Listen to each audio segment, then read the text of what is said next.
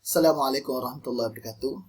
Video kali ini saya nak kongsi cara penggunaan satu aplikasi yang dinamakan sebagai Edpuzzle. Macam saya sebut pada penerangan awal tadi, dalam kelas online kita kena faham dia ada dua jenis kaedah. Satu dipanggil synchronize, satu lagi asynchronous. Synchronize ni selari. Kita mengajar, pelajar dengar sekali jalan. Itu yang kita biasa guna Google Meet dan sebagainya. Satu lagi kita panggil sebagai asynchronous. Asynchronous ni kita siapkan bahan, kita hantar pada pelajar dan kita tidak selari dengan dia. Dia belajar sendiri apa yang kita hantar, kemudian kita akan cek adakah dia belajar atau tidak. Cabarannya, bagaimana kita nak pastikan pelajar itu dia dengar apa yang kita rekod video sampai habis. Dan macam mana kita nak tahu dia ni faham. Mungkin kita kena bagi soalan, nak tengok dia boleh atau tak faham dengan apa yang kita terangkan. Jadi dalam banyak-banyak app, saya rasa Edpuzzle agak sesuai digunakan untuk menguji kefahaman pelajar hasil daripada video rakaman yang kita sediakan. Hari ini, saat saya rakam ni hari Jumaat malam. Jadi saya buat video ni untuk kursus esok. Jadi saya akan gunakan kelas kita yang sebenar, iaitu kelas Google Apps Seriti ini. Dan saya akan invite semua peserta sebagai anak murid saya dalam Edpuzzle. Okey, ini adalah Google Classroom. Kita tengok people. Ini adalah senarai nama pelajar Khadijah, Aisyikin, Norafika, Ibnu Jalil. Macam mana saya nak bagi mereka ni ikut tugasan yang telah saya sediakan. Saya dah buat satu video dalam YouTube. Ni video penggunaan Google Meet khusus apps apa semua ni lah. Dan saya nak suruh pelajar tengok video ni. Kalau saya bagi link YouTube, pelajar tengok, tapi saya tak tahu siapa yang tengok. Saya tak tahu dia tengok sampai habis atau tidak. Kita tak tahu dia orang faham atau tidak. Jadi kita guna satu apps namanya Edpuzzle untuk bagi tugasan ini supaya kita boleh tengok siapa buat di sebalik tugasan yang kita bagi. Okey, bagaimana nak buka Edpuzzle? Pertama kita boleh pergi ke Google, kita type Edpuzzle. Okay. Bagi siapa yang kali pertama guna, dia akan minta confirmation lah. Dia akan hantar pada email, lepas tu dia minta verify email. Macam saya dia memang ada. So saya akan masuk sebagai I am teacher. So saya pilih Google saya dan akaun Gmail saya untuk dia recognize saya lah. Bagi yang kali pertama guna, dia kena adalah step-step dia nak verify kita dan sebagainya. Okey. Ini adalah paparan saya. Okey, saya buka konten. Ini adalah main paparan. Ini tak ada apalah. Kita nak sediakan tugasan kepada pelajar. Sebelum daripada itu, kita mesti daftar kelas kita dalam Edpuzzle. Edpuzzle ni dia join dengan Google Classroom. Macam mana nak daftar? Okey, saya ajar. Pertama kita pergi kepada My Classes. Okey. Di sini dia akan keluarkan list kelas-kelas saya. Ini semua kelas politeknik lah ni. Ada satu kelas namanya kursus Google. Dia detect sendiri daripada Google Classroom. Okay. Di sini nampak tak ada lagi tugasan. Saya tak pernah bagi lagi tugasan pada Google Classroom ini. Dan kelas member juga tidak ada. Yang ada hanya saya seorang. Sekarang saya kena import semua pelajar. Dengan cara saya tekan button import. Dan automatik dia akan detect semua pelajar yang ada dalam kelas Google Classroom. Nampak tak? Khadijah, Abdul Rahim, semua dah detect. Sebab dia bergerak selari dengan Google Classroom. Okey, selesai satu bab. So, kita dah daftarkan kelas kita dalam Edpuzzle. Kedua, kita nak bagi konten. Kita nak bagi satu video yang kita dah rakam. Dan kita nak tengok pelajar ni dia view tak video kita. Okey, kita ada banyak cara. Nak masuk konten, pertama kita boleh tekan My Content. Okay. Kita boleh add content. Kita masukkan konten kita. Okay. Kita boleh create video, kita boleh upload video. Contoh, kita dah rakam lah video 5 minit. Kita boleh choose file. Kita boleh add video dalam ini. Pilihlah file apa semua tu, pulang lah. Itu satu cara.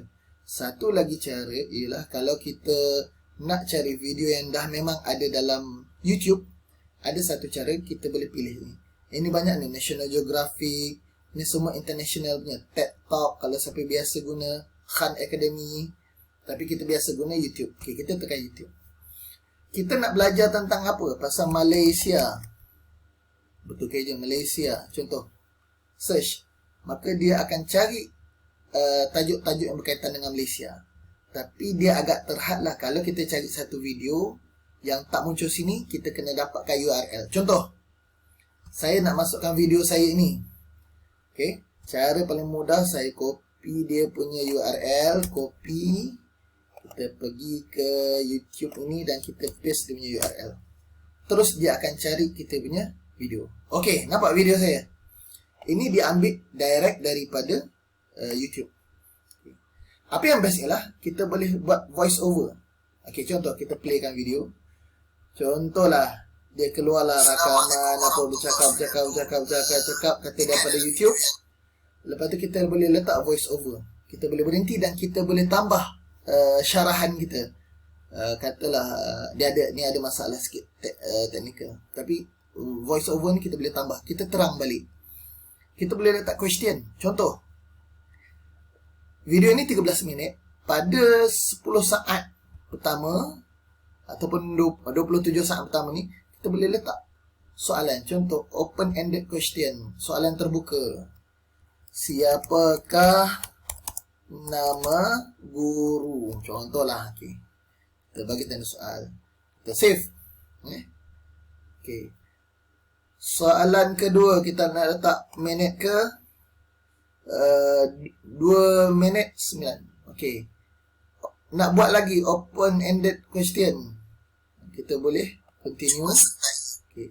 Kita buat lagi open-ended question. Contoh kita kata, berapakah cara untuk membuka Google Meet? Contoh. Kita boleh save. Kedua.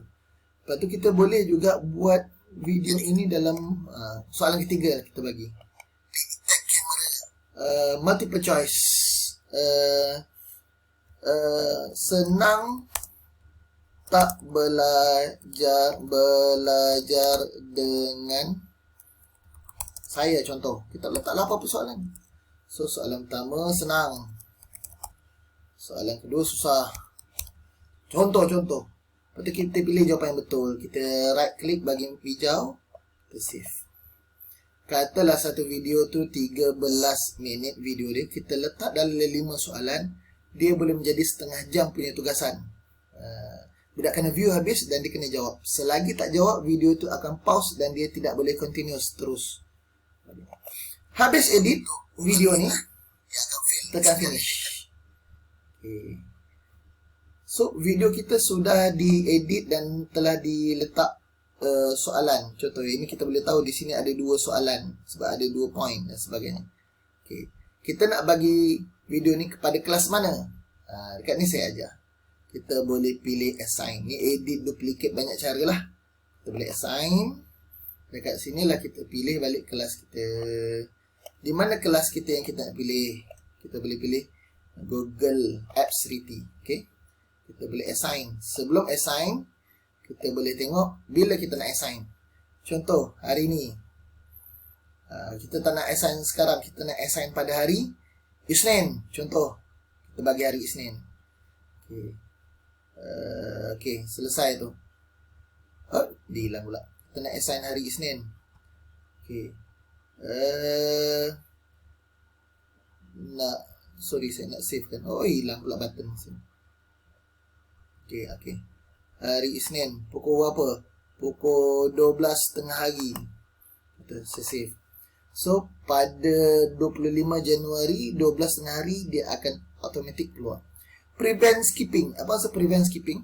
Kita tak bagi budak skip. Minit pertama tu minit ke 10. So, kita boleh onkan prevent skipping. Turn on CC ni tak payah kacau lah. Post on Google Classroom pun boleh. Okay. Kita post on Google Classroom. Ada kata kita tekan assign. Okay.